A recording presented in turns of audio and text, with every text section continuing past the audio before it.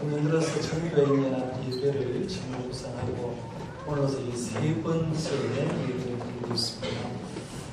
담임 목사가 설교를 했는데 사실은 담임 목사는 매주일 설교하는 것도 신경을 많이 쓰이는데요. 전교인 연합 예배가 더 신경이 더 쓰입니다. 왜냐하면 전교인 예배를 설교하는 대상이 모자실에서 유치부 몇 개월 된 아이부터 시작해서 연세 많은 경로대학 어르신들까지 설교를 해야 되기 때문에 무슨 설교를 하면 아이들이 안 들고 들을까, 어떤 설교 내용을 가지고 하면 온 성도들이 은혜 받을까 굉장히 고민이 많습니다. 오늘 설교를 어디에서 아이템을 얻었느냐 하면 제가 미국 교회를 탐방하면서 미국 교회를 돌아보면서 이번 8월 달에 전교인 연합 예배를 이렇게 하면 좋겠다라고 생각하고 설교를 준비했으니까요. 유치부 어린아이도 은혜 받으시고 전교인 은혜 받는 시간 되시길 바랍니다. 저는 목사이기 때문에 여러분들보다는 아마 교회를 더 많이 가봤다, 예배당을 다른 교회를 더 많이 가봤다 할 수 있는데 한국에 있는 대형 교회들, 서울에 있는 순복음교회부터 시작해서 영락교회, 그리고 소망교회, 소망에서 큰 교회도 다녀봤고요. 작은 교회들도 아름다운 교회들도 많이 다녀봤어요. 한국 교회는 물론이고 유럽에 있는 교회들도 다녀봤고 미국에 있는 교회도 특별히 2차례 방문하면서 부흥하는 큰 대형 교회도 다녀봤지만 작은 소형 교회, 아름다운 교회들을 다녀봤어요. 유럽 교회나 미국 교회를 가보면서 느끼는 게 교회 예배당이 참 아름다운 예배당이 많다라는 그런 생각이 듭니다. 이 예배당은 그 힘으로 있는 것이 아니라 진짜 이 예배당이 있죠. 여러분 화면에 지금 보시듯이 파란 잔디 속에서 아름다운 예배당이 있고 종탑이 높게 올라가 있고 종탑 위에 십자가 보이는 너무너무 아름다운 교회 아닙니까? 이런 교회가요. 유럽에는 마을 가면서 독일에 가보니까 마을 지나가면서 이런 아름다운 교회들이 굉장히 많더라고요. 설명을 들으면서 그렇게 교회는 좋은데 교인이 없다라는 소리를 듣고 그런 얘기를 했습니다만 미국 교회도 제가 탐방하면서 느끼는 게 미국 교회도 청교도의 신앙 안에서 나라가 형성되었기 때문에 시골 동네 가는데도 교회 예배당이 얼마나 예쁜 예배당이 많은지 저런 예배당에는 딴소리 안 하고 들어가기만 하면 은혜 되겠다. 이런 생각 안 들어갑니까? 저런 예배당에 내가 들어가면 무조건 은혜를 받겠다라고 이렇게 생각을 했는데 사실은 이 예배당이 전 세계적으로 이렇게 아름다운 예배당만 있는 것이 아니라 전부 이슬람권에 있는 사람들, 원래 우리 교회가 이제 선교를 하고 있습니다만 인도와 같은 교회는 굉장히 인도를 교회를 비판하기 때문에 예배당을 건축을 하지 못합니다. 그래서 이렇게 아름다운 예배당을 건축하지 못하고 최소한 예배당의 모습으로 건축하는데 예배당이 크든 작든지요, 아름답든지 아름답지 않든지, 십자가 높이 위로 올라갔든지 십자가 보이지 않는 교회든지 예배당에 하는 역할은 전 세계가 똑같다는 거죠. 그게 뭐냐면 교회는 예수를 구주로 믿는 우리들이 교회입니다. 그렇죠? 저와 여러분들 사람이 교회인데 저와 여러분들 사람이 하나님께 예배하기 위해서 어떤 예배당 공간이 필요한데 그 공간 속에서 들어와서 예배하기 위해서 예배당이 필요한 거예요. 그러니까 예배당의 존재 목적이 첫 번째 뭐냐 하면 하나님의 사람, 교인들이 모여서 예배할 때 필요한 공간이 예배당이라고 볼 수가 있고요. 그리고 불신자들, 하나님을 알지 못하는 사람들도 어딘가가 초청을 해야 되는데 예배당에서 불신자를 초청하고 그들과 함께 예배하고 그들을 교육하기 위해서 만든 곳이 바로 예배당이라고 볼 수가 있죠. 그래서 예배당은 세상 모든 사람들을 구원하는 구원의 방주와 같다라고 말할 수가 있어요. 그러니까 이 교회당이 어떤 모습으로 지어졌든지 예배당이 하는 역할은 예수 믿는 사람이 예배하고 세상 모든 사람을 하나님의 전에 나와서 예배하게 하는 구원의 방주의 역할을 한다고 볼 수가 있는데요. 구원의 방주 역할을 한다는 아이템을 갖고 신학적으로 있기 때문에 예배당을 지으면서 방주 모양으로 지은 교회들이 굉장히 많습니다. 제주도에 가면 제주 방주교회가 있습니다. 물 위에 떠 있는 것 같잖아요. 굉장히 잘 지었습니다. 그래서 물 위로 떠 있는 것 같이 하고 뒤로 보면 방주 모습으로 어떻게 지은 교회도 있고요. 청주에 가면 상당교회가 있는데 우리 교단 교회입니다. 굉장히 큰 교회고 이 총회가 여기에 열릴 정도로 굉장히 큰 규모인데 이 청주 상당교회도 보면 뭐처럼 생겼어요? 방주 모양으로 지었다 하는 걸 보게 됩니다. 멕시코에 가면 노아 방주가 똑같은 사이즈로 지은 교회가 있습니다. 그래서 멕시코 노아 방주교회라고 볼 수 있는데 창이 중간 창이 나고 하단 창이 나고 위에 해서 노아의 방주와 같은 그런 교회의 모습을 지어서 이 교회가 이 방주의 모습을 짓고 교회가 아름답게 부흥하고 있다라고 볼 수가 있는데 이런 교회도 있고요. 이보다 더 아름다운 교회도 한번 보여드릴게요. 그 다음 교회 보여주세요.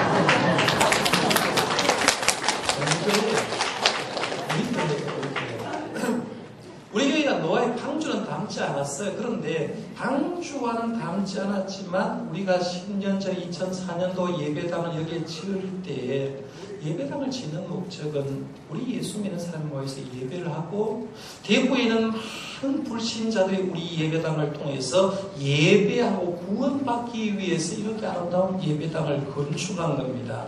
그래서 이렇게 예배당을 건축하고 한번 생각해봐요. 밖에 이렇게 아름다운 예배당이 있다라고 생각하고 예배당 안으로 한번 들어와 보는 겁니다. 예배당을 건축할 때 제일 많이 신경 쓰는 부분이 어디냐 하면 예배하는 예배실입니다. 스크린 좀 올려주시길 바라고요. 왜 예배실을 신경을 쓰는가 하는 겁니다. 교회는 5가지 목적이 있다는 걸 알 겁니다. 교회 5대 사명이라고 하는데 예배하고 교육하고 친교하고 봉사하고 성교하는 이게 교회의 5대 사명이라고 얘기합니다. 교회가 존재하는 것은 전 세계 어느 교회도 5가지 목적을 하는데 그 첫 번째 사명이 뭐냐 하면 하나님께 예배하기 위함인 거예요. 그러니까 하나님께 예배하기 위함인데 하나님께 예배하기 위해서 전 교회들이 모이는 예배실을 신경을 뒀습니다. 그래서 어느 교회든지 이 본당 대예배실을 인테리어도 좀 잘하고요. 방송 기자들도 굉장히 좋은 걸 가지고 있었는데 우리 교회는 여러분 알듯이 2004년도 교회 지을 때 인테리어 그 모습 그대로입니다. 별로 잘한 것도 없어요. 그러나 지금까지도 깔끔하게 보이고 방송도 다른 교회는 수억 대를 들여야 하는데 우리 교회는 옛날 건물 걸 그대로 가져와서 재활용하고 있습니다. 어쩌면 저는 목회를 할 때 우리 교회처럼 건축을 해야 되는 거 아닌가, 절약하고 진짜 재활용하고 지어도 된다라고 이렇게 생각하는데요. 예배실 한번 들어온다고 한번 상상해 보세요. 내가 예배당 속에 들어와서 대예배실에 딱 들어왔다. 저 뒤에 한 사람이 들어와서 예배실을 중앙 통로로 딱 들어오면 정면으로 보이는 상징물이 나옵니다. 정면으로 보이는 상징물이 3개가 보이는데 제일 뒤에 지금 양력 권사님이 중앙 통로로 앉아서 한번 일어서 보실래요? 중간에서 딱 저하고 중간에 한번 서보세요. 자, 한 성도가 예배 드리러 왔어요. 예배당 문을 딱 열면 어느 교회든지 똑같습니다. 대체로 똑같은 폼으로 구성되어 있는데 예배실 문을 열고 하면 제일 앞부분에 상징물이 3개가 나옵니다. 첫 번째 상징은 뭐죠? 십자가가 하나 보일 거예요. 그 다음에 2번째 상징물이 뭐죠? 양권사님한테 물었는데 뭐가 보이죠? 설교단상. 설교단. 네, 설교단이 보이고요. 3번째 뭐가 보이죠? 성찬대. 네, 성찬대가 보입니다. 감사합니다. 네, 앉으시길 바랍니다. 오늘 사회도 왔으니까 힘이 나죠. 자, 한번 보세요. 여러분들이 우리 신앙생활 하는데 어떤 분들은 수십 년 하신 분도 있을 거예요. 그러나 이 설교는 처음 듣는 것 아닌가. 저도 50년 동안 신앙생활에도 이걸 가지고 설교하는 목사님을 들어본 적이 없기 때문에 그렇습니다. 왜 교회에 오면 상징물을 크게 3가지를 중심 통로에 뒀을까 하는 겁니다. 왜 중심 통로에 두고 이걸 할까? 그런데 예배실한 공간을 꾸미는 상징물들이 굉장히 많습니다. 이 설교단 안에도요, 알파와 오메가 썼어요. 이것도 설명하려면 할 게 굉장히 많습니다. 설교단이 있고, 성찬대가 있고, 성가대가 왜 저기에 위치하고 있는지 이유가 있습니다. 회중석이 왜 저를 보고 있는지도 이유가 있습니다. 왜 지금 설교단 옆에 목사님이나 장로님이 앉는 자리가 왜 이쪽으로 보게 했는가? 다 십자가를 보게 했거든. 의미가 다 있다는 얘기입니다. 그러면 우리가 가진 작은 물건 하나도 의미가 있어요. 아마 여러분이 반지를 끼고 계신 분 계실 겁니다. 반지를 끼고 계신 분은 반지에 의미가 있습니다. 아, 이거는 약혼 반지야, 결혼 반지야 라는 의미가 있어요.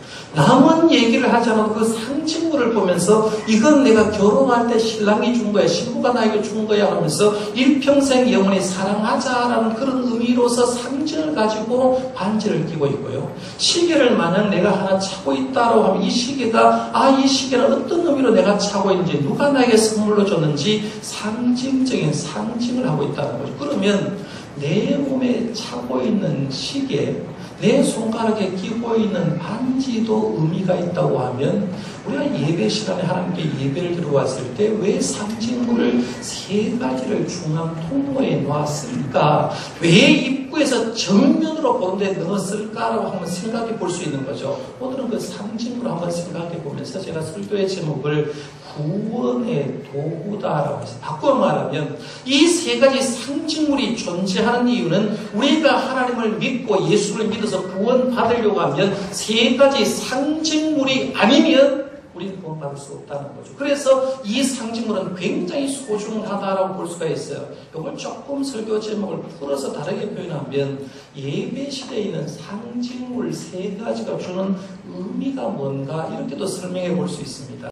먼저 십자가부터 한번 생각해 보려고 합니다. 오늘 여러분 가진 주보 주일 낮 예배 하단에 세 가지 상징물을 간단하게 설명해 놓은 것이 있으면 한번 참고해 주시길 바라고요. 거기에 보면 우리 교단에서 발행한 예배 예식서에 나오는 상징물을 설명해 놓는데요. 먼저 십자가가 나오죠. 십자가는 거기부터 같이 한번 읽어봅니다. 시작. 십자가는 예수 그리스도의 죽음과 부활, 삶과 사역, 성육신과 영광 가운데 오심 등을 대표하는, 거기 보면 십자가는 기독교 최대의 상징물이다. 이 정의를 했어요. 십자가는 기독교의 최대의 상징물인데 예수님의 죽음과 예수님의 부활과 예수님의 삶과 예수님의 사역과 예수님의 성육신 가운데 영광이 오는 모든 것을 대표하는 기독교의 상징물이라는 거죠. 기독교는 십자가 빼고 얘기할 게 없습니다. 원래 십자가는 로마 시대는 사형 형틀에서 저를 보십시오. 이제 제가 딱 돌아볼 때 보면 원래 로마 시대 사형 형틀이었어요. 십자가 나무는 저주받은 나무라고 생각했고 십자가에 달린 사람은 신에게 저주받아서 그렇다라고 생각했습니다. 로마 시대 사형틀이었던 그 십자가를 예수를 믿는 우리들은 어떠냐면 십자가를 보고 사랑합니다. 예수님의 십자가를 보고 감격해서 눈물을 뚝뚝 떨어지는 사람이 있습니다. 십자가가 좋다고 그 사형틀을 목걸이에 만들어가지고 십자가 목걸이를 하고 있고 귀걸이에도 십자가 귀걸이 하는 사람이 있고 어떤 사람은 반지에다가 십자가형을 해서 반지를 끼고 다니는 사람이 있습니다. 왜 십자가를 그렇게 사랑하고 몸에 달고 다닙니까? 라고 물으면 하나는 이거예요. 십자가에 달리신 예수님으로 인해서 내 죄가 사함받고 나의 슬픈 문제가 해결되고 내가 죽음에서 구원받았기 때문에 예수님의 십자가로 인해서 죄와 슬픔과 사망에서 해방되어서 내가 하나님의 자녀가 되었다는 것을 상징적으로 보여주는 것이 십자가이기 때문에 이 십자가를 사랑하는 거예요. 십자가 의미를 조금 더 쉽게 이해하기 위해서 좀 오래된 이야기 하나 해드리겠습니다. 프랑스 수도 파리에서 있었던 얘기인데요. 파리 어느 뒷골목에 4층짜리 아파트가 여러 동이 있었습니다.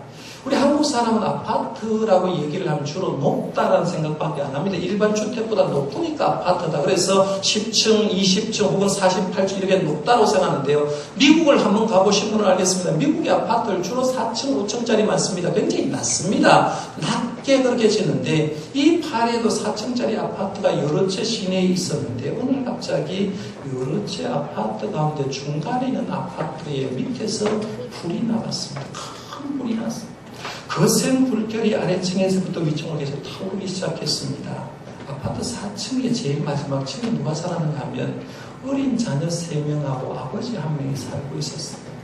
갑자기 불이 나니까 불이 났다는 소리와 함께 소방차 소리가 들리고 불나는 화염이 올라오고 연기가 막 올라오는 겁니다. 아버지가 불이 나자 그 환자는 내 세 아들을 살려야 되니 어떻게 할까 생각하다가 계단으로 내려가려고 밑으로 쫙 내려가려고 하는데 내려가려고 하면 이미 늦었어요. 밑에서부터 불길이 올라오니까 밑으로 계단을 통해서 대피할 방법이 없었습니다. 문제는 불길도 문제였지만 연기가 올라오니까요. 어린아이가 매캐한 연기를 맞고 계속 뿜은 연기 때문에 기침을 콜록콜록 하기 시작했습니다. 그러다가는 얼마 있지 않아서 연기에 질식해서 죽을 것 같았습니다.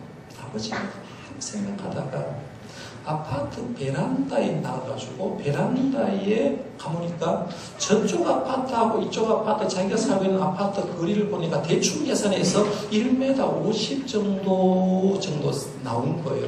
그래서 이 아버지가 생각을 하는 겁니다. 아, 그럼 좋겠다. 베란다에다 탁자를 갖다 붙여놓고 아이들 3명을 뛰어넘게 하면 되겠다. 1m 50 정도는 사람 마음 먹으면 뛸 수 있을 거라고 생각하고 이 아파트 베란다에 탁자를 하나 붙여놓고 그 위에 애를 올려놓고 야, 지금부터 한 명씩 뛰어내려라는 거예요. 뛰어서 옆판으로 가라라고 얘기를 하는 거예요. 문제는 어린아이가 겁을 집어먹으니까 밑을 내려다보니까 4층이거든요. 뛰었다가는 잘못하면 거기에 떨어질 것 같고 죽을 것 같으니까 머뭇머뭇하면서 한 명의 아이도 뛰지 않습니다. 아버지가 너무 답답하니까 곧 있어 불길이 솟아오는데 얘들 어떻게 할까 생각 아이들은 뛰지는 않죠. 그러니까 이 아버지가 그 베란다에 올라가서 탁자에 갖다 놓은 데서 거기에 발을 하나 거치고 자기가 먼저 탁 하는 거예요. 그러니까 발 두 쪽은 자기 아파트에 걸치고 베란다에 걸치고 팔 두 개는 상대편에 있는 그 아파트에 걸친 거 베란다에. 그래서 자기가 다리를 만들어 갖고 아이 3명이 한 말이 뭐냐면 이제 됐다. 너희들은 내 등으로 올라가 가지고 나를 건너서 기든지 걸어가든지 저쪽 편으로 걸어가라라고 얘기를 하는 거예요. 그러니까 그제서야 아버지가 다리가 되어주니까 아이가 한 아이 걸어가고 두 아이가 기어듯이 또 걸어가고 세 번째 아이 걸어가는 거예요. 문제는 이 아버지가 한쪽 다리를 이쪽에 붙이고 저쪽에 손을 가지고 이렇게 있는데 세 아이가 다 건널 때까지 이를 악물고 참은 거예요. 힘들지만 이를 악물고 참아서 아이가 세 사람이 다 건너갔는데 그때서야 이 아버지는 도저히 참을 수 없어서 앞에 잡았던 손을 놓칠 수밖에 없었어요. 힘이 들어서 자기의 두 손을 그냥 놔버리고 아버지는 그 아파트에서 뛰어서 결국은 하단으로 떨어져 죽은 사건이 납니다. 아버지가 세 아들을 살리고 결국 자기가 희생한 거죠. 아버지의 희생으로 세 아들을 불길 속에서 살린 거예요. 여러분, 우리가 십자가에 지신 예수님도 마찬가지, 십자가의 원리도 마찬가지입니다. 예수님이 십자가에서 해준 게 뭐냐면 우리와 하나님 사이를 다리를 연결하는 거예요. 우리가 하나님께 갈 수가 없고 갈 방법이 없는데 예수님이 십자가의 지심으로 통해서 우리를 그 다리로 통해서 우리를 하나님께 가게 하고 주님은 우리를 대신해서 십자가에서 돌아가신 사건, 그것이 십자가의 의미라는 거예요. 오늘 보면 이사야 53장 말씀은 주님이 낮아지신 모습도 얘기하고 주님이 고난당하는 모습도 얘기하고 주님의 죽으심의 모습을 잘 얘기합니다. 1절부터 3절까지는 주님의 비하의 모습을 얘기하고요. 4절 말씀부터 시작해서 6절 말씀은 순환 얘기를 합니다. 그 다음 말씀 7절 말씀부터 9절까지는 예수님의 죽으심에 대해서 얘기를 합니다. 그런데 오늘 말씀 가운데 4절에서 6절 말씀만 읽기만 해도요, 성령 받고 한번 읽어보면 눈물이 날 수밖에 없는 말입니다. 제가 한번 읽어드릴게요. 4절에서 6절입니다. 그는 실로 우리의 질고를 지고 우리의 슬픔을 당하였거늘 우리는 생각하기를 그는 징벌을 받아 하나님께 맞으며 고난을 당한다 하였노라. 그가 찔림은 우리의 허물 때문이요 그가 상함은 우리의 죄악 때문이다. 그가 징계를 받음으로 우리는 평안을 누리고 그가 채찍에 맞음으로 우리는 나음을 받았도다. 우리는 다 양 같아서 그릇 행하여 각기 제 길로 갔거늘 여호와께서는 우리 모두의 죄악을 그에게 담당시키셨도다. 예수님이 십자가에 왜 달리셨는가? 이유는 허물과 죄로 죽은 우리들, 하나님과의 영적인 관계가 단절돼서 영적으로 죽은 나를 살리시려고 십자가에 돌아가신 거예요. 주님이 십자가에 돌아가셨기 때문에 내가 하나님의 자녀가 되고 하나님의 아버지라고 부르는 거죠. 그러니까 주님의 십자가가 아니면 나는 구원도 받지 못하고 사탄이잖아 살고 영원히 죽을 수밖에 없는데 십자가로 통해서 달리신 주님을 통해서 내가 하나님의 자녀가 되었기 때문에 기독교는 말하지 않아도 십자가에서 예배당 제일 꼭대기에 십자가를 설치하는 이유, 왜 예배실 제일 중앙 정면에 십자가를 갖다 걸어놓은 이유가 뭐냐면 아무 말 하지 않아도 우리 모두는 예수님의 십자가로 인해서 살아난 존재다라는 걸 보고 십자가의 은혜 속에서 살기 위해서 십자가라는 상징물을 세워요. 여러분, 우리가 십자가를 볼 때마다 이 감격 회복할 수 있기를 바랍니다. 두 번째 상징물, 우리가 구원받는 꼭 필요한 게 첫 번째가 십자가로 했어요. 두 번째는 설교단입니다. 보통 우리가 이제 강대상이라고 얘기를 하는데 정확하게 얘기하면 설교단이라고 얘기합니다. 자, 그러면 한번 유인물 다시 보세요. 이 난예배 밑에 설교단, 그 밑에 설명을 한번 같이 읽어봅니다. 시작. 설교가 행해지는 곳이며 일반적으로 선포되고 살아있는 하나님의 말씀을 상징한다. 또한 설교하도록 부르심을 받은 설교자의 권위를 상징하기도 한다. 성경에 보면요, 주의 종이 강대상을 만들어서 설교단을 만들어서 설교를 최초로 한 사람을 소개합니다. 어디 나오냐면 느헤미야서에 보면 느헤미야가 총독이 되어서 예루살렘 귀환해서 52일 만에 성벽 재건 작업을 완성하고 이스라엘 모든 사람을 수문화 광장에 불러서 부흥회를 합니다. 부흥회를 할 때 부흥 강사가 중요한데 강사가 누구냐면 에스라입니다. 학사 에스라. 우리가 에스라서의 저자인 에스라가 강사인데 이 에스라가 하나님의 말씀을 전하면서 그냥 전한 게 아니라 성경에 보면 나무로 만든 설교단을 만들어서 그 위에 율법책을 펼쳐놓고 말씀을 읽었는데 말씀만 읽었는데 성도들이 백성들이 통의 작업을 하면 울기작하고 부흥의 역사를 경험하는 걸 봅니다. 이때부터 설교단이 만들어지는 거예요. 그런데 이 설교단이 루터가 종교개혁을 한 이후에 더욱더 중요한 위치를 차지하게 됩니다. 루터는 종교개혁을 할 때 오직이라 시작되는 말로 5가지를 중요한 슬로건을 걸읍니다. 그 첫 번째가 뭐냐면 오직 성경으로 해요. 당시 로마 카톨릭 교회가 교황의 말을 성경보다 더 위에 뒀기 때문에 이 루터는 종교개혁을 하면서 교황의 말이 중요한 것이 아니라 우리가 구원받을 수 있는 것, 은혜 받을 수 있는 것은 오직 성경을 통해서 주어진다고 생각하고 성경의 본의를 찾으려고 노력했습니다. 그래서 개신교회는 예배실에서 항상 회중보다 눈에 띄게 높은 자리에 차지하고 있는 게 십자가 바로 아래에 있는 게 뭐냐면 설교단입니다. 이 설교단이 높은데요. 우리 교회는 그렇게 높진 않은데 우리 장로교 창실했던 칼뱅이 목회를 했던 스위스에 있는 성 베드로 교회 가면 지금 칼빈이 우리 칼빈한테 보통 이제 칼뱅이라고 이렇게 얘기합니다만은 칼빈이 앉았던 의자 그대로 있고요. 칼빈이 설교했던 설교단이 그대로 있는데 설교단이 중앙에 있는 기둥에 나무를 이렇게 타서 올라가서 설교를 하는데 해중석보다 한 3m 정도 높습니다. 하나님의 말씀이 위에서 내려온다는 그런 의미로 굉장히 높게 만들어놨는데요. 그때부터 시작해서 설교단이 사용되었어요. 굉장히 중요하게 있습니다. 예배를 하는데요. 예배 순서 하나하나 다 중요합니다. 그러나 개신교에서는 예배를 할 때 가장 중요하게 여기는 게 2가지입니다. 하나는 말씀을 봉독하는 것.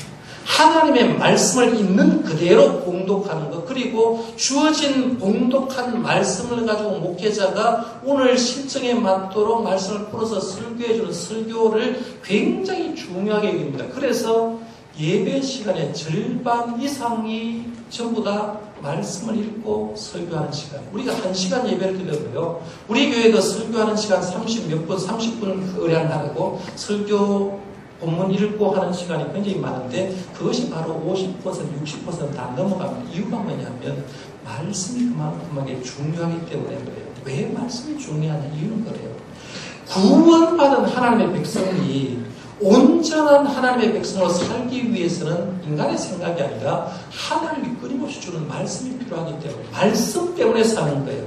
디모데후서 3장 15절 이하에 보면 성경에 대해서 이렇게 말하고 있습니다. 성경은 능히 너로 하여금 그리스도 예수 안에 있는 믿음으로 말미암아 구원에 이르는 지혜가 있게 하느니라.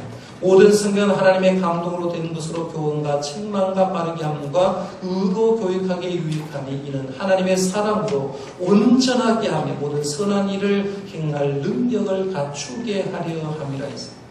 예수의 십자가로 인해서 하나님의 사람 된 사람이 바르게 구원받은 백성이 온전하게 살아가기 위해서 필수적인 게 뭐냐면 그다음 두 번째가 바로 설교단을 통해서 선포되는 말씀, 읽혀지는 말씀이 중요하다는 거예요. 그러니까 여러분이 신앙생활이 중요한 걸 이제 세 가지를 정해야 되는 거예요. 첫 번째는 십자가다. 십자가 없이 우리 하나님의 사람 될 수도 없고, 하나님의 사람 된 우리에게 그 다음 필요한 게 뭐냐면 하나님의 말씀이 없으면 나는 온전하게 살 수 없다. 이거는 어린아이도 어른들도 똑같습니다. 말씀을 통해서 내가 온전한 하나님의 사람으로 됩니다. 그래서 여러분이 신앙생활을 하는 한은요, 이 설교단을 통해서 전해주는 주님의 말씀에 은혜 받고 사시기를 바랍니다. 그 다음에 세 번째 상징을 한번 갑니다. 성찬식은 다음 주에 하는데 오늘 그냥 폼만 이렇게 한번 재본 거예요. 우리가 성찬다회가 이제 여기에 있는 데도 있고 성찬식을 하고 뒤로 오기도 하고 어떤 교회는 그냥 여기도 하기도 합니다. 자, 성찬대에 대한 설명 같이 한번 읽어보겠습니다. 여기에 의미를 알고 있으면 좋으니까요. 마지막입니다. 시작. 성찬대는 하나님과 성례전적으로 만나는 핵심적인 장소로서 이곳에서 주님의 몸과 보혈을 상징한 떡과 잔이 성도들에게 주어진다. 성찬대는 성물과 예물을 봉헌함으로써 우리의 산 제사로 드리는 곳이며 하나님의 자기를 내어 주심의 사랑을 받는 가장 거룩하고 소중한 장소이다 했습니다. 이 성찬식은 누가 만들었어요? 예수님이 만들었거든요. 예수님이 고난주간 성목요일에 식사를 하는 가운데 제자들에게 주신 말이에요. 식사하는 자리에서 예수님이 성찬식을 해주면서 빵을 높이 들고 먼저 하나님께 감사했어요. 감사 기도하고 그 빵을 띄어서 주면서 받아 먹으라. 이건 너의 몸이다 라고 얘기하면서 이것을 내가 올 때까지 기념해라 라고 했어요. 그리고 식사 후에 잔을 또 들어서 하나님께 감사 기도한 다음에 이 잔은 내 피로 세운 새 언약이니 이것을 행하여 마실 때마다 나를 기념하라 라고 얘기를 했습니다. 성찬식은 의미가 뭐냐면 우리를 위해서 십자가에 살에 찢기시고 피가 흘리신 그 사랑을 말씀을 통해서는 귀로 듣고 몸을 통해서는 먹음으로 통해서 주님이 나를 얼마나 사랑하는가를 확인하는 시간, 이걸 주님 오실 때까지 기념하라고 했어요. 그러니까 예배할 때마다 이런 두 가지 은혜를 받아야 되는 거죠. 귀로 드리는 말씀 은혜를 받고, 우리는 1년에 6번 성찬식을 해놓고 있는데 성찬식을 할 때마다 주님의 몸을 내 속에 드림으로 통해서 주님과 연합하고 주님과 함께 살아가는 그 삶이 필요하다는 거예요. 사실은 의미가 굉장히 많습니다. 시간 통해서 여기서 한번 마무리하려고 하는데요. 제가 이제 오늘 설교를 마무리하면 예배당 건물 전체가 주는 상징적인 의미를 말씀드렸고, 그 다음에 어느 교회든지 가면 예배당에 딱 세 가지 상징물이 중앙센터에 있습니다. 물론 어떤 교회가 가니까 설교단이 우측으로 가는 교회가 있어요. 그 의무도 있어요. 우측으로 보내고 중앙 통로를 비우기는 사람이 들어왔을 때 십자가와 사람이 중간에 막지 못한다는 그런 의미가 있습니다. 그러나 설교단은 다 있어요. 그러나 설교단, 성찬대, 십자가, 우리가 예수 믿고 구원받으려면 필요한 것, 하나님의 사람을 온전히 살려고 하는 세 가지, 예수님의 십자가로 구원받고 구원받은 우리들이 주님의 능력 안에 살려고 하면 말씀이 필요하고, 말씀과 더불어 성찬을 행할 때 온전한 하나님의 말씀으로 산다. 이 개념 아시고요. 상징적인 의미죠. 여러분 평생 예수를 믿고 어느 교회 가든지 이 상징물을 통해서 은혜를 받고 살아가는 저와 여러분들 되시기를 바랍니다. 기도하겠습니다.